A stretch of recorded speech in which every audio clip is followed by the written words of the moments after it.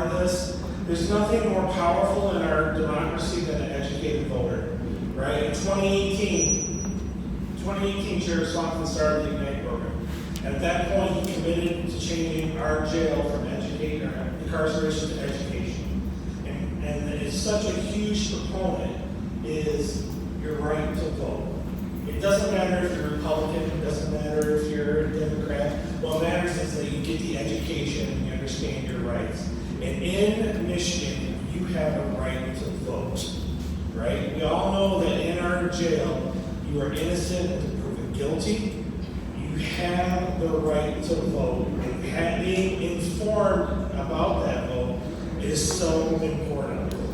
Thomas Jefferson famously said that we do not have a government of majority, we have a government by majority participating. Barack Obama went one step further and said, there's no such thing as a vote that does not matter, and that's your vote. But there's nothing more dangerous than an uneducated voter. An uneducated voter can be manipulated. An uneducated voter can be tricked and fooled. So what we did is we went to the experts and we said, how do we get this information out? And you need to understand this. We're recording this, we're putting it on our social media, we're going to stream it to every floor in the jail. So everyone that hears this has that education aspect to this, right? You need to understand this is where we're at in society. You are not a forgotten voice. You have that voice, you need to be heard. So we have a panel here of experts in this field. And this is the order of events today. First of all, we're going to start out, and I'm going to give each panel member the opportunity to come up and tell them what they do and their responsibility in this voting process. I'm going to give them about 3 to 5 minutes to speak to you about what they do and where they're at in the vote process. And then I have specific questions for each of the panelists. And then we'll open it up for you guys to ask questions and go forward. Just keep it respectful, and we'll get as much information out as we can. All right, so we'll start right here with Domonique. Good morning, y'all. My name is Domonique Clemons. I have the honor of being the Genesee County Clerk and Register of Deeds. That is an elected position, and I happen to be the first African American county clerk in the history of Genesee County and the youngest county clerk in the state of Michigan. My role in all of this process is I am directly involved in the electoral side of administering elections. My role as your county clerk is my office that programs the ballots. It is my office that candidates file for office, and my office that works with all of our city and township clerks to make sure that everyone gets access to their ballots so you all can cast your vote. As it was said, voting is one of the most important and the most fundamental part of American democracy. Here in the state of Michigan, if you are a U.S. citizen over the age of 18, you have the right to vote, as long as you are not actively serving a sentence for a conviction. All of you, if you're over the age of 18, have that right to vote. Innocent until proven guilty. Once you're convicted while you're serving, you can't vote. But once you return as a returning citizen, you regain that right to vote. So we're not only here to give you information about this upcoming election and how to vote, but also what's going to happen in the future. So you all will likely be voting by mail via our absentee program here in the jail. But once you get out, you'll be able to vote in person, you'll be able to vote in mail, or now you'll be able to use the 9 days of early voting. And when we talk about how important this vote is, all of y'all sitting in this room right now have the ability and the likelihood that you could sway the results of an election. In Genesee County, within the last 5 years, we've had at least 7 races that were decided by less than 5 votes. There are more than 5 people in this room. You all collectively can change who is elected to office. And that is so important because those people that are elected to office are the people that could help determine what's next in your trajectory, in your futures, right? The folks that are setting policies on what is allowed in our community, what's not allowed in our community, the folks that are setting rules on sentencing guidelines, that are setting rules on returning citizens, the folks that are prosecuting the crimes, that are protecting our residents, those are all elected folks. You have the opportunity to change who those folks are that are in office, or keep the ones that are doing good work by you in office. So just remember that as you are all going out to cast your votes. We're going to talk a lot about the process and ways and the rights that you all have. But your right is so important, and you all individually can have such a huge impact on the future of this community. Thank you.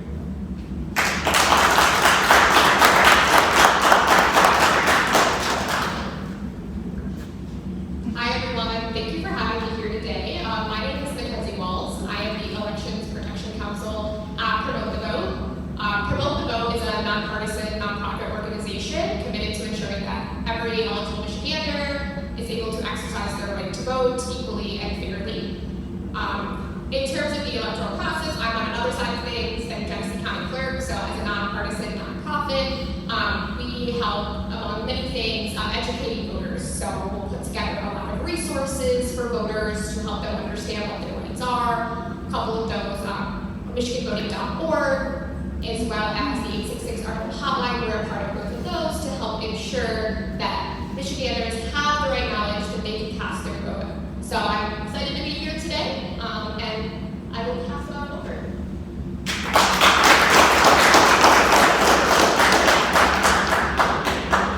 Good morning. I'm Khyla Craine. I am the Deputy Legal Director for the Michigan Department of State and Secretary of State Jocelyn Benson.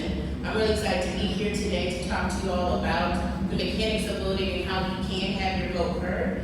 I know that you have seen Secretary Benson here at the county jail a few times, and she's talked about many of the opportunities that our office works with the Genesee County Jail to ensure that you all have access and understanding about how you can exercise your right to vote, so that you can participate in our Return to Citizens program to get IDs and driver's licenses if you don't already have one upon exiting, so that you can go back out to the community and do all the things that you need to do for yourselves and for your families.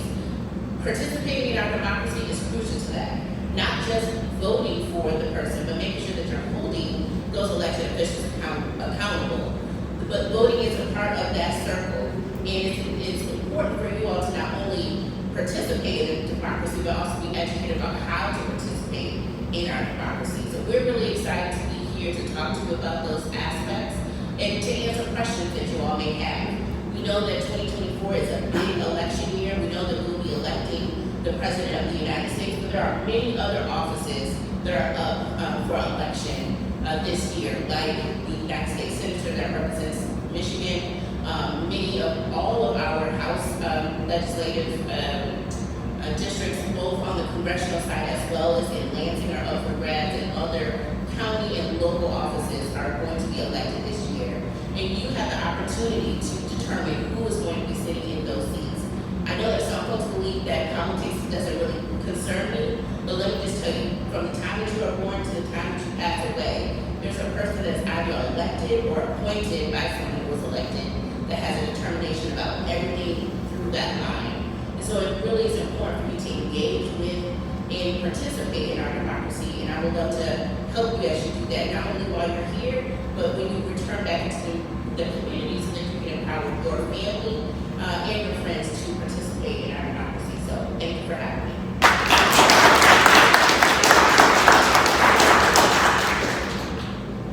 Good morning. Good morning. Good morning. Good morning. Good morning. I really appreciate you all coming out to listen and get educated and informed around the electoral process. So why am I here? Primarily, my lived experience around incarceration. I did 11 years, 6 months, 4 days, and in the most miraculous way, the higher power has given me superpowers to empower myself while empowering others through that. And our experience, the same thing I've experienced in jail. How did we get here? So a little bit about 44 years ago, myself, Johnny Alvey, then Captain David, and then County Clerk Johnny Leeson. We had our first board restoration ride. We arrested about 350 people. From there, Johnny said, we have a responsibility to carry this on. I said, I don't know what that looks like. Ironically, as a person who had so much lived experience around jail, prison, probation, parole, I didn't even know at that time you could vote for jail. So research began. A lot of support, a lot of education to me from your elections, from Sheriff Governor, from Secretary of State's office, a lot of research from my own. Kudos to Tony Gambay, who also assisted in that. And here we are today. Next, 2 weeks from now, this will be the 13 election recorded inside of the jail, where we provide an opportunity for people who have not been sentenced, afforded them the chance to vote in the electoral process. That's major. Like he said, you have a responsibility to yourselves. Voting is like being an employer. You want to have an informed decision and want to make an impact about who you're hiring. When you vote, your decision is hire somebody. Essentially, that elected official is your employer. So you want to have a vested interest. Also, being, unfortunately, a part of the judicial system, there are some elected official seats that play heavily into your life, whether it's Supreme Court Justice, whether it's Court of Appeals Judge, whether it's one of our local judges, whether it's our local prosecutor, sheriff, county commissioners, they all have some influence about how when you exit jail and prison, along with our governor, our Congress, our senators. So you want to have the most information, the most accurate information. Again, we have 4 elections this year. Very important election. There's not an election that's not important. There's not an elected official seat that's not important. There's not a vote that doesn't count, that doesn't matter. So I appreciate you all taking the opportunity out of your day to come listen, be more informed and educated, and please ask questions. There's no such thing as a wrong question. If you don't know, that's not bad. Ask as much as you need to ask, as much education as you can. We will be wrapping up on the registration here next week. Again, presidential primaries on February 27th. We have panel experts that can share broadly about everything as it relates to voter registration, education, engagement, motivation, and the electoral process. Thank you.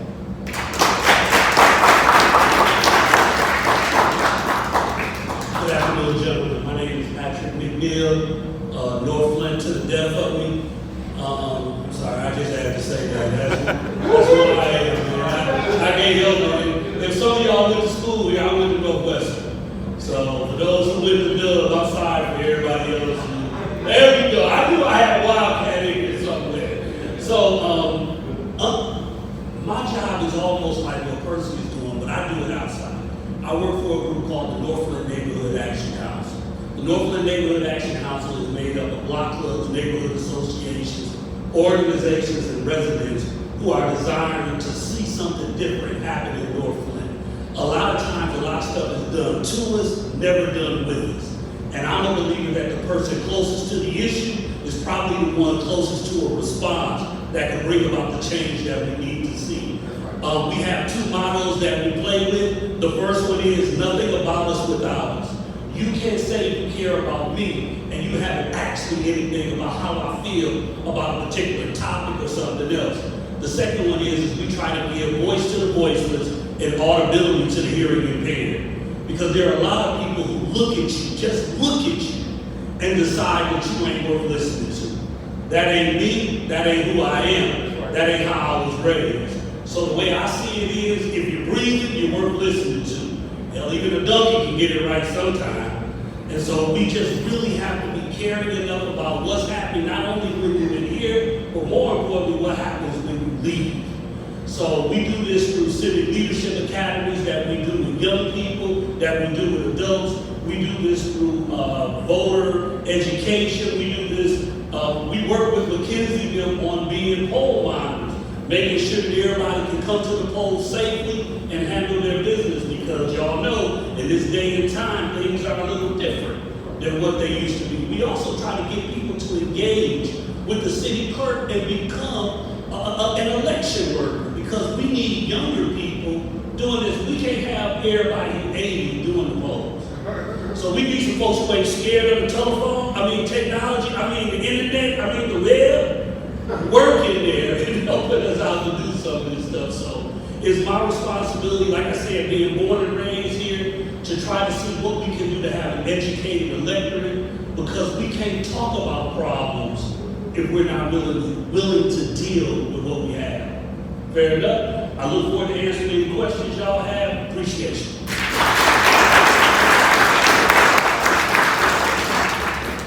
So you can see we got a lot of passion up here. Right? I'm ready to run through a wall for you, my brother. And you a minister? Because you bring the word. I don't care what comes out your mouth. I want to run with you. Right? For those of you that know me, I'm Captain Kennamer. This takes a village to get some of these things done. And first of all, once again, I'm from and the sheriff's office, I want to thank you guys for taking time out of your day. This is such an important topic. For Nation Outside, they give us the voter boxes to get this done. And thank you for investing in this process. It is so important. So we're going to move to our next phase right now. Our next phase is I'm going to ask you guys specific questions. All right? And I want you to keep it real. Sarge, let me get a mic. Test. Whoa, that's a hot mic there. All right, so we're going to go right down the line here. All right. What can clerks do and other elected officials do to address community mistrust in the election process?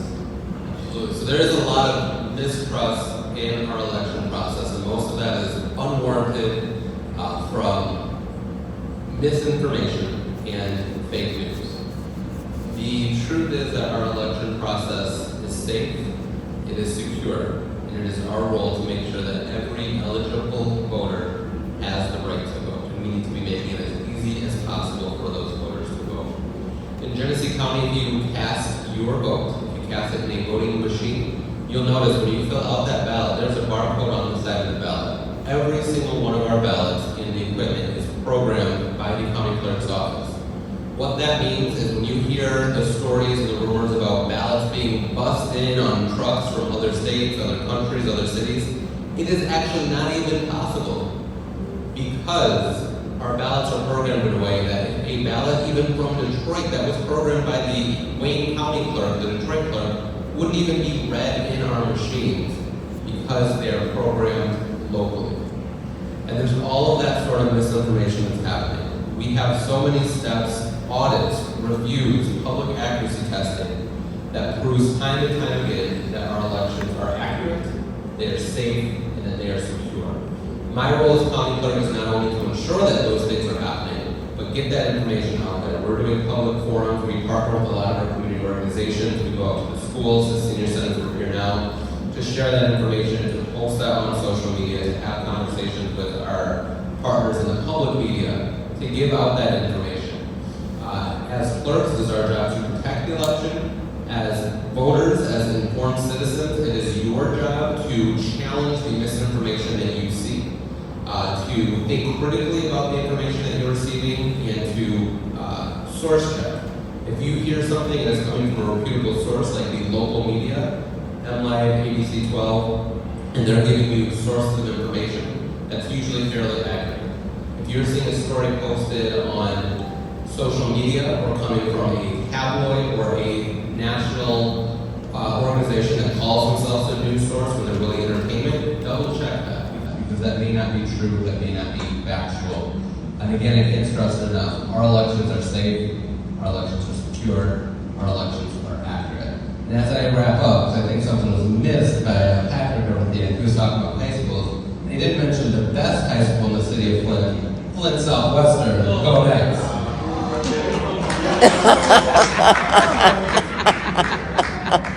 I'll just, I have had a couple of quick things going on that. I think one of the most, in a way, simple things you can do is exactly what Clemons is doing here today, which is talk to voters about how the system is safe, secure, and accurate. You're receiving this information from the ultimate source, from the person who's overseeing them.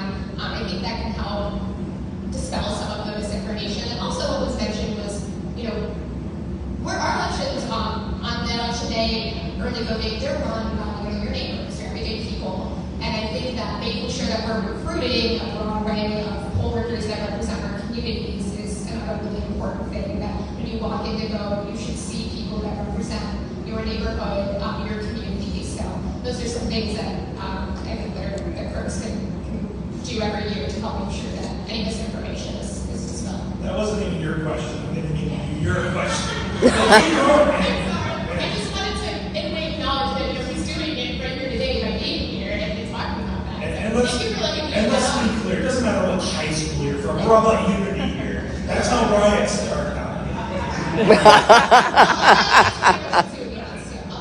All right, so here's your question. All right, how can community members best educate themselves on elections? Yeah, I think that's building off of a little bit what he said. You have to know the source of the information that you're getting, right? The media and websites are a really great thing in one way, but it also inundates us with hard to know what to trust and what to correct. So I think one thing you can do, listen to people that you trust. Always check the source of things. I can tell you right now that, the Secretary of State has Michigan Voter Information Center that voters can go to, type in their information, and provides personalized information about where you go, the hours of your voting, who your clerk is, how to contact them, right? So that's directly from the source. It tells you your clerk's information. You can always call your clerk for a lot of that information. And I'll mention again, MichiganVoting.org is a website that many voters have reviewed, and it's completely accurate. There's a Know Your Voting Rights guide. We have a lot of print resources as well, so yes.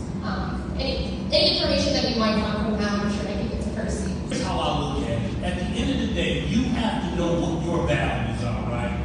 What are your morals? What are the things that you just ain't gonna change, right? The things that you believe in. You have the right to have your own moral compass, right? Know what that is, own that thing. But also recognize that everybody else get to have, guess what? Their own moral compass. And they get to stand on business on that. But on the other side of that, there are so many things that we can work on together between them 2 points. And that's what our problem is. We don't know how to work together on the grass between the 2 goalposts.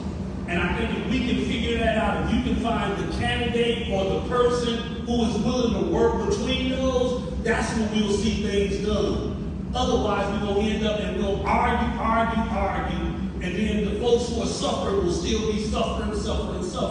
So please, own your moral statement. If you know what you believe in, you get to hold that, keep that. Don't let nobody move you off of that. But there are so many other things that we can vacillate and try to figure out. To me, that's what really matters, because then you're doing, that's number one. Number two, you get to have conversations with those trusted voices that you believe in, right? Those people who don't have a dog in the race, but really do believe that there is something to be said about what we're doing and where we're going. So don't forget to touch base with those folks who may have a little bit more aptitude with you about certain things, because we all have to learn from somebody. Nobody knows everything. So if you don't know, go ask.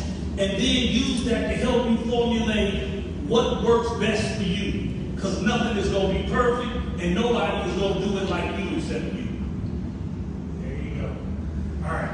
Don't skip her.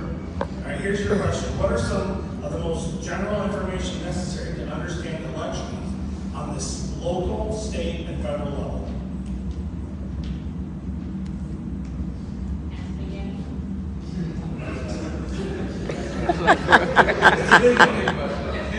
What are some of the most general information necessary to understand the elections on the local, state, and federal level?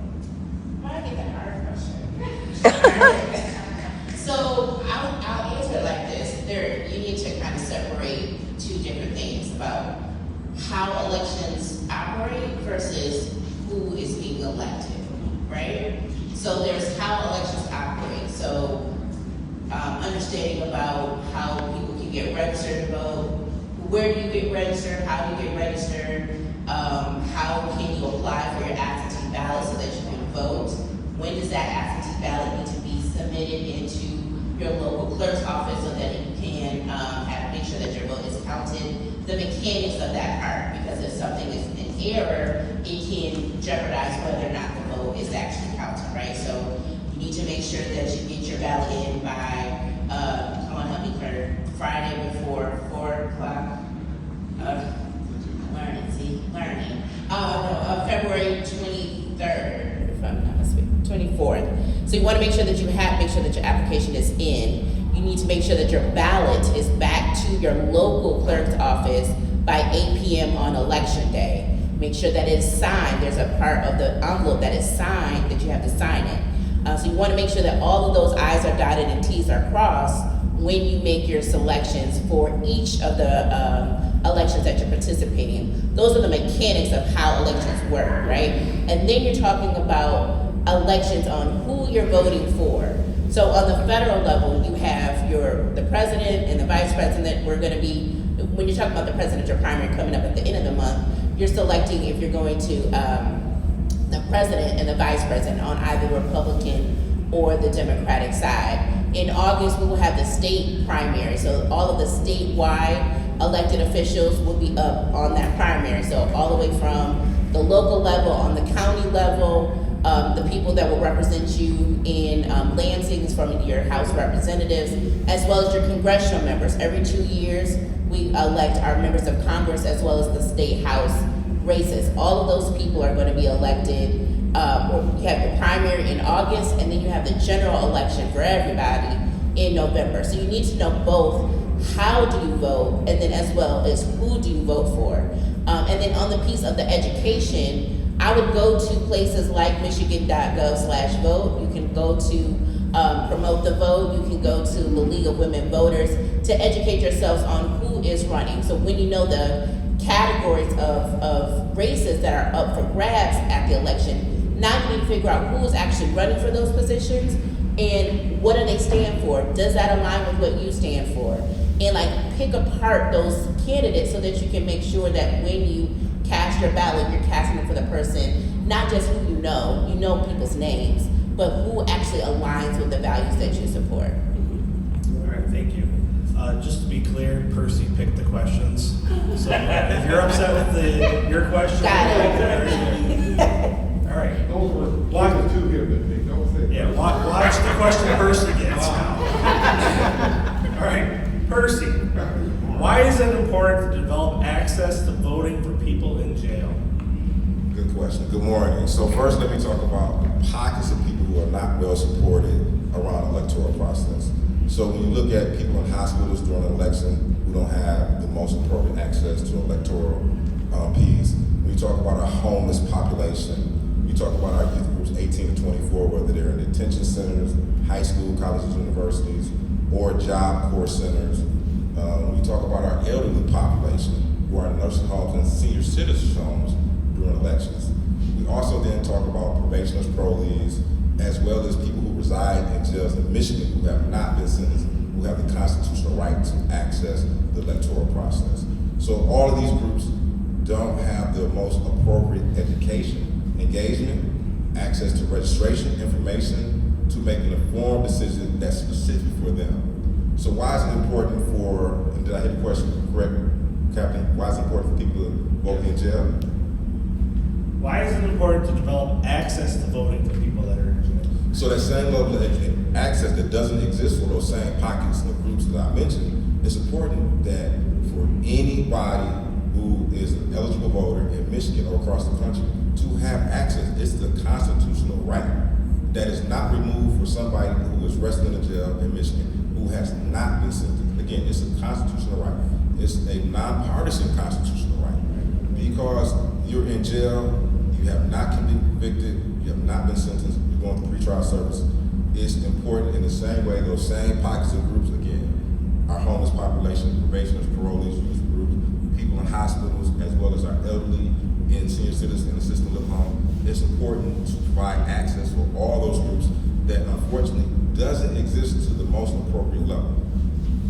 I'll follow up on that and say there's actually no more affected group of voters than you guys, right? Because you're voting for people that are judges, people that hold things in their hand that directly affect what goes on. So you are just the most important group to be involved. And we had a participant, I think it was roughly 4 elections ago, and she was interviewed by one of the local news. And the news reporter asked, said, well, why is it important for you to vote? And she said, you know, I'm voting maybe not 100% for myself, considering she was going to prison, but because she still hadn't been sentenced, she could still vote. She understands the impact her vote had for the community. So internally, voting is important, but externally it's important for you is also because you have to consider the representation you receive from an elected official that reflects your children, your parents, your siblings, your friends, and your rest of your family and community. So voting is not only an internal thing, it's also an external thing. We have to consider that when we look broadly across our community, when we want to see change, it's like Patrick said, working hand in hand with elected officials. It's like Khyla said, it's knowing who the elected officials are and they have the values that are specific for you and we employ those values. I say all the time, again, I said it earlier, essentially your employee. If they're not picking up the phone regularly, they're not answering emails, if you don't see them in the community, those may be things you need to consider. But also those may be questions you need to ask them, why? And then per the conversation, it needs to be a meeting of the minds that makes sense for you as an as an informed voter, and them as a potential elected official or as an elected official. Make sense? All right. Here we go. How do voters ensure that they are receiving the most accurate information around elections? I don't know if there's a such thing. Because you can go to places like Michigan.gov, you can go to trusted media sites and get information. But I'm just gonna be honest, even the trusted media sites have skewed views, right? So some of them lean Democratic, some of them lean Republican. What I tell everybody to do is there's two things y'all can do. You can think, and you can read.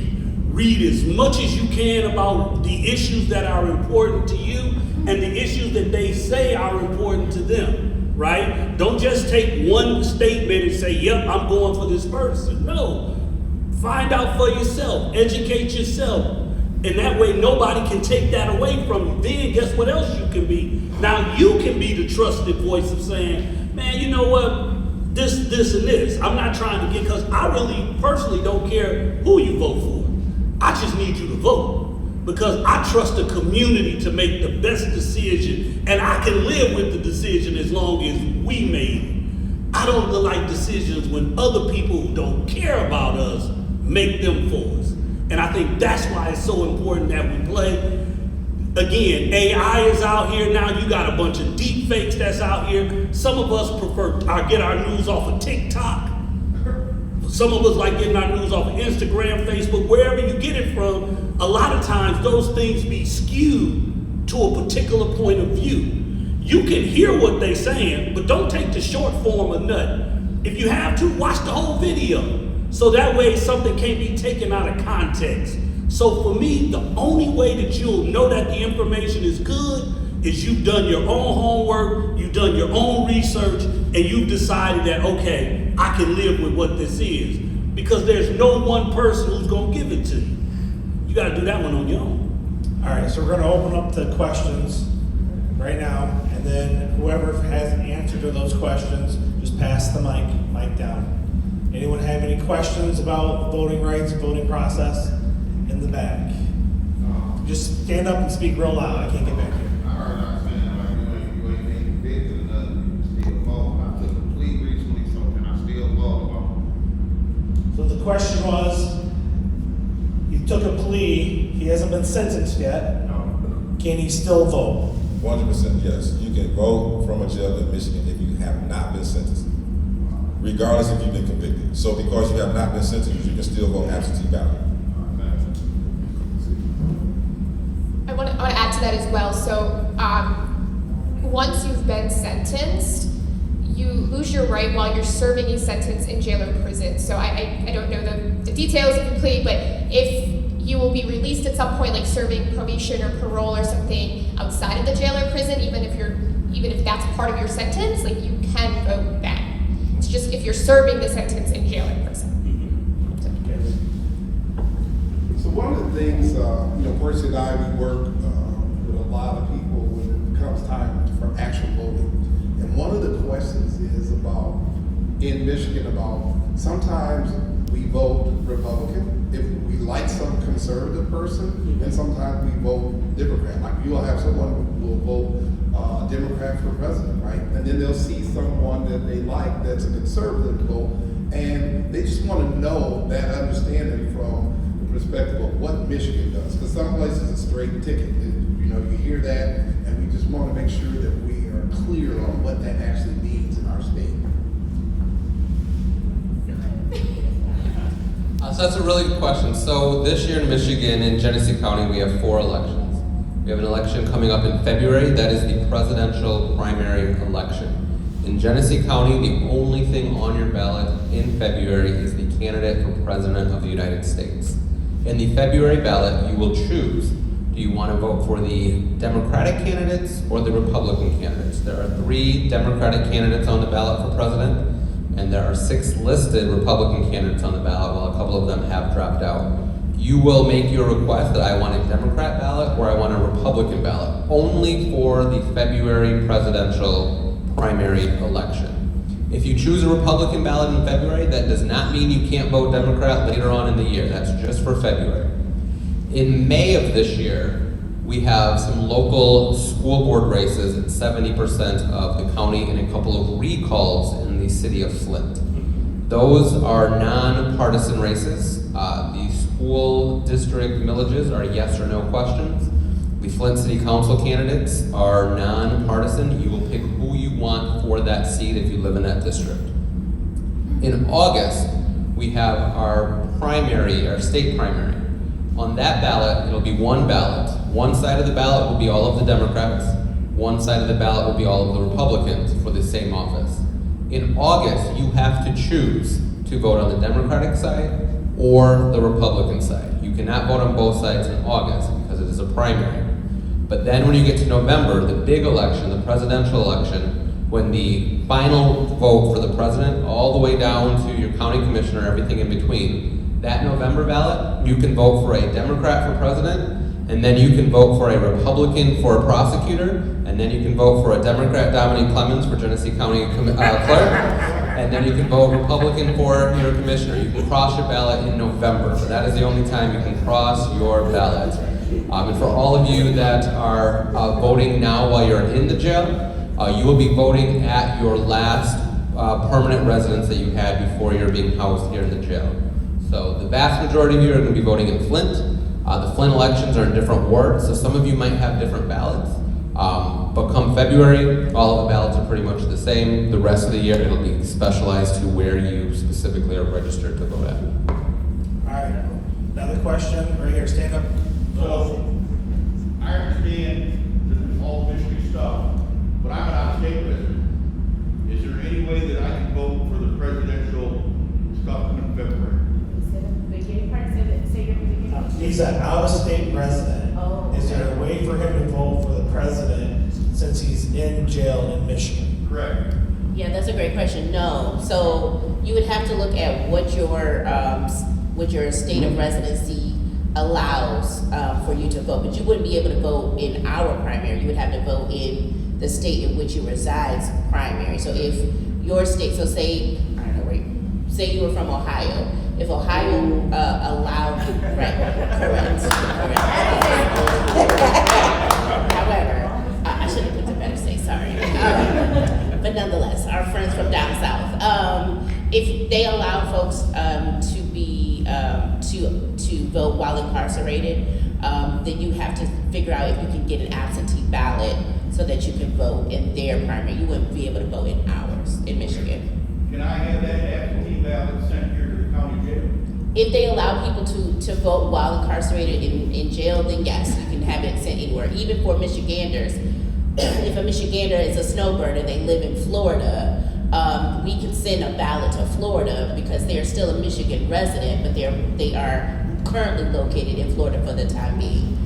So same with you. So if you are, wherever you are an actual resident from, if they allow you to vote while incarcerated here in the jail, they can send your absentee ballot, you complete it, and you just need to make sure that it's sent back, excuse me, in time for it to count. So I can follow up through the sheriff's avenue, and our I.G.N.I.T.E team will help you research that, and we can request the absentee ballot if you're allowed to vote. We will make sure that you have that opportunity here, even for the out of state. Thank you. All right. Captain, there was a part two to that. I think it's more about the residency in our jail. With the residency. So when we first got into this process, most people were in the jail for 6 to a year. Now we go into we have people that are here up to 6 or 7 years. Therefore, they don't remember the last residency. They forget where they live. We live in a community that the average person usually moves 3 to 4 times in their lifetime. And when we reside in our jail for 2 and 3 years, why does the same rule apply about residency when you've been here for that length of time? So it's according to the laws of Michigan. We require a couple of things for you to be able to vote in our state. One, as Clerk Clemons said, that you have to be a United States citizen, you have to be 18 or older, and you have to be a resident at least 30 days within the state of Michigan. And so in order to continue to empower you to be able to vote while you're incarcerated, you're still a resident of the place that you were before you were incarcerated, even though you're housed here. And so that is allowing you to be able to impact the elected officials from where you were located previously and not move you to here. Because then there will be a whole concentration of people that are voting for this particular area in Flint, but that's not where they live. You're just currently you're currently housed here, but you live, right, temporarily, so thank you, but you live in wherever you're from. And so you want to be able to impact the community where you're from. Now, the question is, can we figure out where you were registered before you were housed here? So if you registered to vote prior to your incarceration, I'm sure that either the Genesee County or the Flint City Clerk could figure out where you were registered to vote prior to, and then you just need to get an absentee ballot to send it here, and then you will have the appropriate ballot for where you previously resided from. All right, we got one question right here, nice and loud. It's based on what you said, so what if we lost our housing situation because we got incarcerated? Like I said, like if I was living at a certain address, I'm incarcerated and I don't have an address anymore, so how would I be able to vote? Yeah, that's a good question. So, and I'll answer two ways, but Clerk Clemons, please correct me if I'm wrong. So one is that people who are unhoused or housing insecure can still vote in our state. So we have a mechanism to place you in like where you currently reside. It wouldn't be at the jail, but we allow folks who are unhoused to still vote. So just because you may have lost your housing where you were before doesn't mean that you're not able to vote. We can figure that out. The second part is that we still, until we have it updated in our system on where you've moved to, you still have, without going into deep in the weeds, you still have that same previous residency. It was a long process that it's not worth going into. But the fact remains that you would still have the same residency even though you lost it because of your incarceration. So what we could do, in Clerk Clemons or the city clerk would have to figure out which lane we would want to work with you so that you can have the most accurate residency for your voter registration, so you get the correct ballot that you need to have. Okay. But for the presidential primary, it really is immaterial, to be honest with you, because it's so 30,000 foot. But as you get down to the other elections that Clerk Clemons talked about, the May and August and November, you do want to get that shored up. All right. Last question, we're running out of time. I just want to ask, why are we not allowed to cross that? I talked to last, so I would pass it to my colleague. It's how our state law is. So in the primary process, we have open political party membership. In a lot of states, you have closed partisan membership. So if you look at other states, when it comes to that presidential primary, that August primary, you actually have to be registered in that party. In Michigan, you don't register as a party. You just declare, this year I'm going to vote in the Democratic primary, this year I'm going to vote in the Republican primary, just because that's how state law is. And the reason why in the primary you can only do one or the other is because you can't select two people from the same office. I can't say, well, I'm going to vote for, out of the 3 Democrats for state representative, I'm going to vote for candidate A, and out of for the 3 candidates for state rep that are Republicans, I'm going to vote for candidate B. You're voting for 2 people from the same office. Now, as far as splitting that back and forth, this is the primary. The primary is not saying this is the person that's going to be in office. The primary is saying this is the person that we want to see on the ballot in November. So November is when you're casting your vote to elect somebody. In August, you're casting your vote to be able to then vote to elect them in November. So it's just kind of a long process. We start with this pool of, could be 15 people running. Those primaries narrow it down to 2, and then in November we make that selection. So that's why November we can cross the ballots. It's kind of one of the weird things with state law. And we actually have more access in other states too, because we don't require registration to be a member of a party. So I lied. I have one more question out of respect to Nation Outside for all they do. Oh, 2 more then. All right, 2 more. We'll go here and there. Yes, my question is about the gentleman that he said he's out of state. Now, say for instance, where he's from, they don't allow to vote at all, even if they're not incarcerated, they don't allow them to vote. Is there one day down the line that Michigan, if he's here, consider, I hate to say this, but consider this could be his residency, one day down the line that he'll be able, anyone that's coming, that's housed from another state, and they may not be able to vote there, that they can be able to vote here? Because they still have a voice, but they just may not have it in where they're from. Thank you. Anything is possible, right? That's why it's important to figure out who's your elected officials in Lansing, because they would be the ones that were required to change the law to say that your persons who are residing in jail, that is their residency for election purposes. But as the law currently stands, no.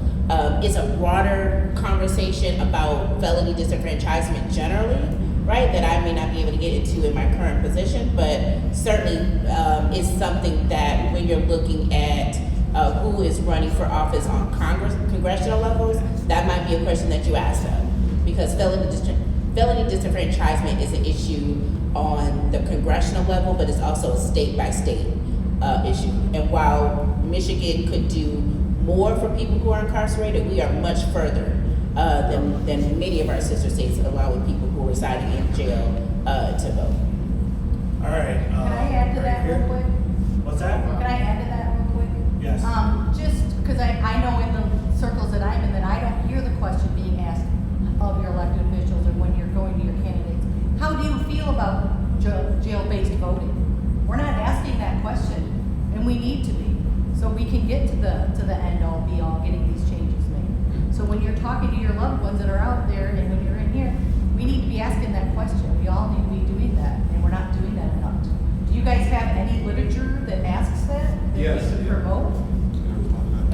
All right. Right Can I there. respond to that real quickly, please? Yep. So, again,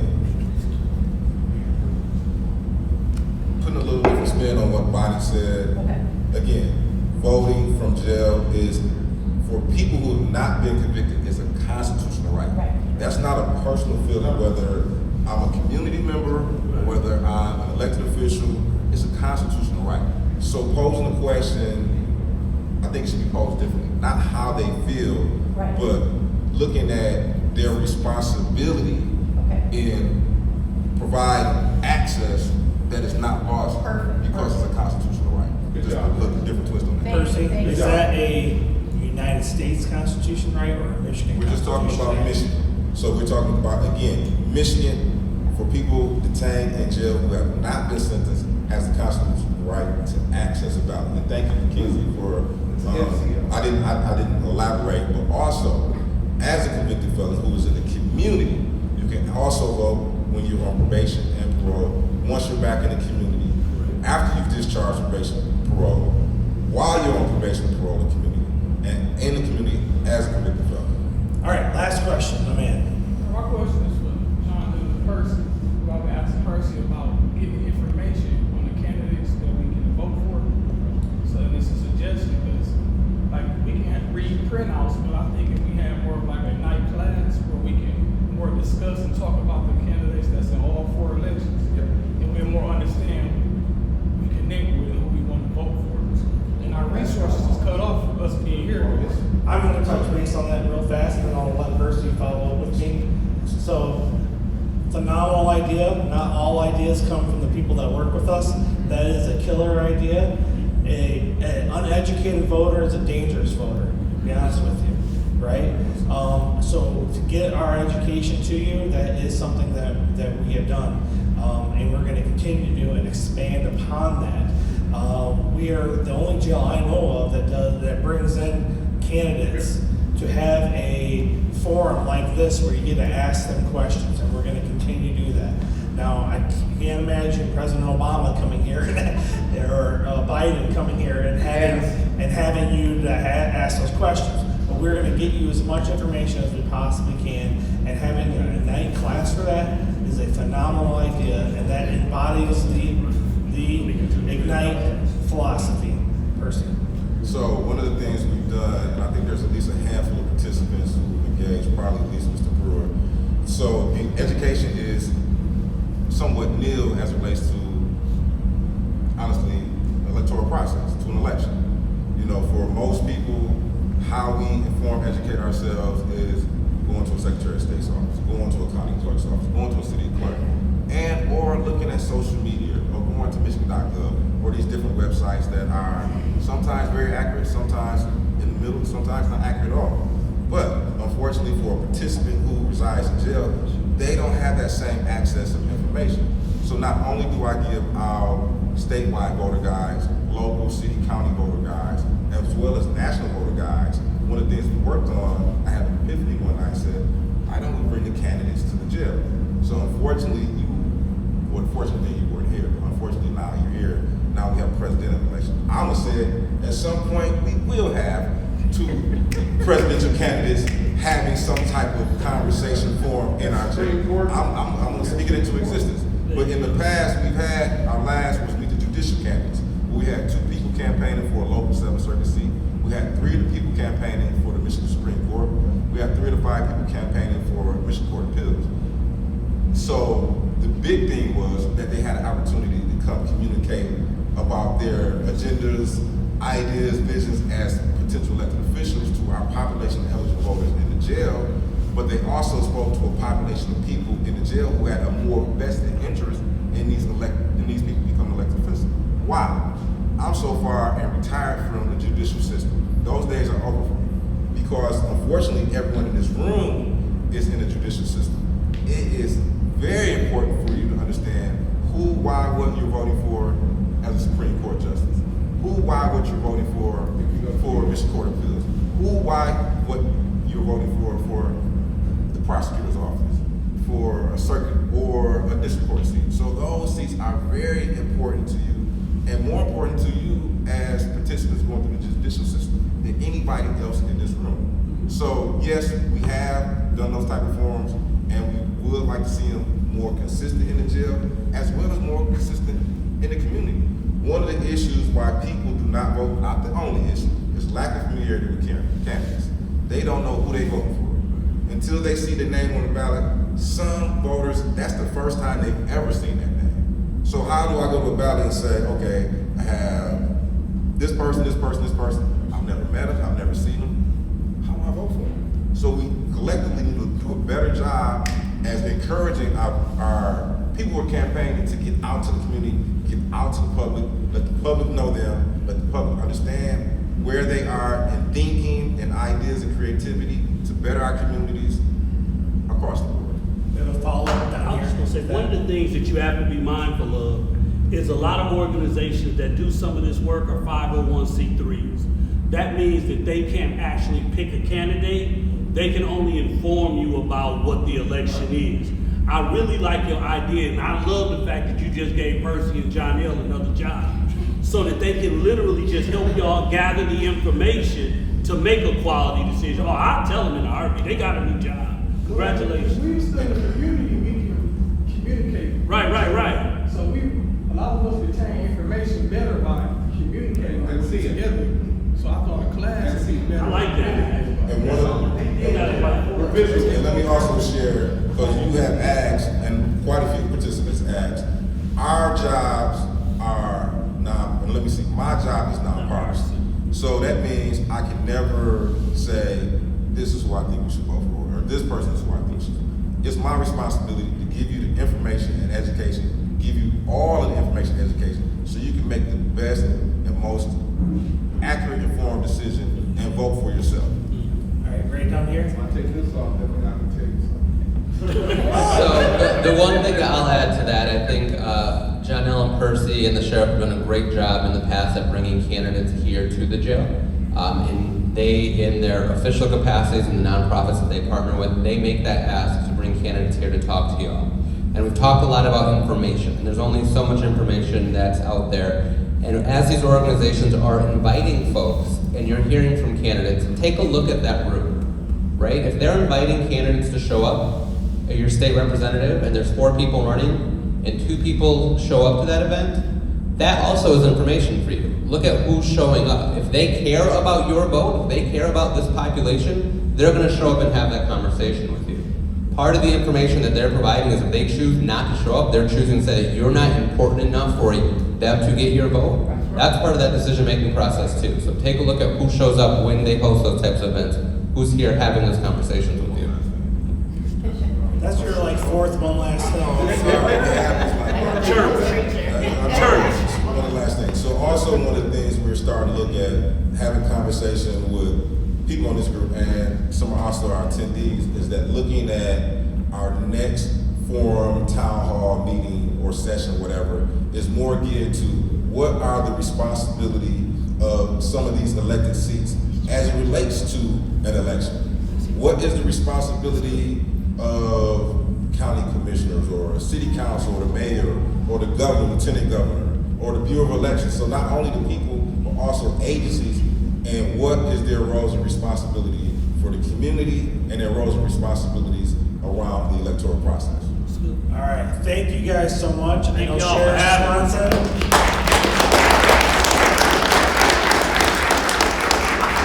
Swanson is so excited that you guys came here and spent this time with such a passionate platform for us. Thank you guys for participating. Thank you, guys. You can tell your people that if on the outside they want to watch this, they can go on our YouTube channel and it's going to be posted on there so they can start getting some information as well. All right, you are the key and the catalyst to all the change that needs to happen. So thank you very much. Thank you.